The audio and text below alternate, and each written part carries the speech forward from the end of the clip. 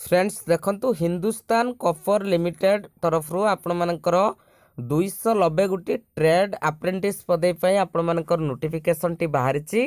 तो डिटेल्स आपण मानक ए बाबद में मुझे जनइबी। तो निहाती भाव में आपण मैंने भिडियोटी को शेष पर्यंत देखंतु।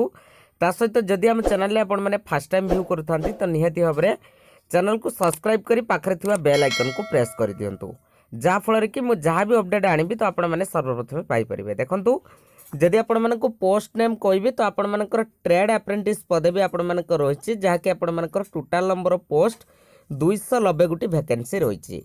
तापर देखंतु हु कैन अप्लाई, यह ऑल इंडिया कैंडिडेट आवेदन करि परिबे, जहाँ को ओडिशार समस्त जिल्लार प्रार्थी आवेदन करि परिबे। तापर देखंतु आपण मानकर एज लिमिट जहाँकि 18 रु 30 वर्ष मध्य होइतिबा दरकार एवं एथरे मध्य आपण मानकर एज रिलैक्सेशन मध्य रही, जहाँकि एज पर आपण मानकर गवर्नमेंट रूल।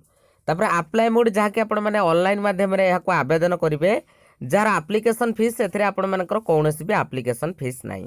तापर देखंतु को माननको एथरे आपण मानकर जो नियुक्ति दिया जिवो केवल फ्रेशर माननको ही एथरे नियुक्ति दिया जिवो, जहाँकि जॉब लोकेशन मध्य आपण माने देखि पारथुबे खेत्री कॉपर कॉम्प्लेक्स रे आपण मानकर जॉब लोकेशन रही। तापर देखंतु पोस्ट नेम जहाँकि आपण माननको कहि रखुची, आपण माने देखि पारथुबे मेट माइंस पई आपण मानकर समुदाय 60 गोटी पदवी अच्छी कैटेगरी वाइज मध्ये आपण माने देखि परिबे एवं एथरे आपण मानकर 3 वर्षर ट्रेनिंग पीरियड रहिबो। सेपरि आपण मानकर ब्लास्टर पई माइंस रे आपण मानकर 100 गोटी पदवी रहिछि, जेउथरे कि आपनकर 2 वर्ष ट्रेनिंग पीरियड रहिबो।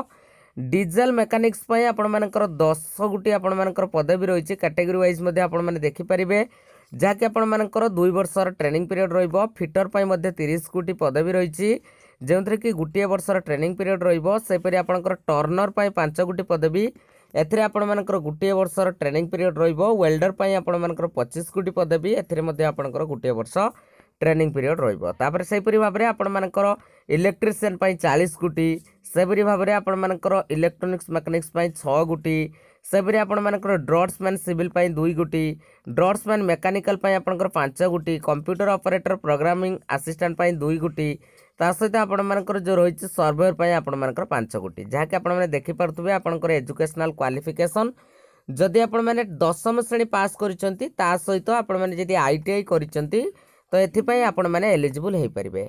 तापर देखंतु आपनकर सिलेक्शन प्रोसीड्योर जहाँकि आपण माननको कहि रखुची मेरिट बेसिस रे आपनकर सिलेक्शन रहिबो, जहाँकि आपनकर संपूर्ण मार्क बेसिस रे दिया जिवो आपनको इंपोर्टेंस एवं तापर आपनकर ट्रेनिंग, तापर आपण मानकर जॉइनिंग। आपण किपरि कोन आवेदन करिवे डिस्क्रिप्शन ले मध्ये लिंक अछि, आपण माने सीधा सळक देखि परिबे। इंपोर्टेंट तापर देखंतु इंपोर्टेंट डेट्स कथा जदि आपण माननको कहबी तो आपण मानकर एप्लिकेशन स्टार्ट होउची आपनकर 10/7/2020 रु, जार शेष तारीख मध्ये आपण माने देखि परथुबे 25/7/2020 रही। ता सहित आपण मानकर जो शॉर्ट लिस्टेड कैंडिडेट का आपण मानकर शेष तारीख रही 10/8/2020। तो अधिक जानापी मुझे डिस्क्रिप्शन में यार ऑफिशियल पीडीएफ लिंक ता सहित आपण मानकर अप्लाई रो लिंक मध्ये दे देछि, तो आपण माने सीधा सड़क या चेक करि परिबे। आज पय एतिको, थैंक यू।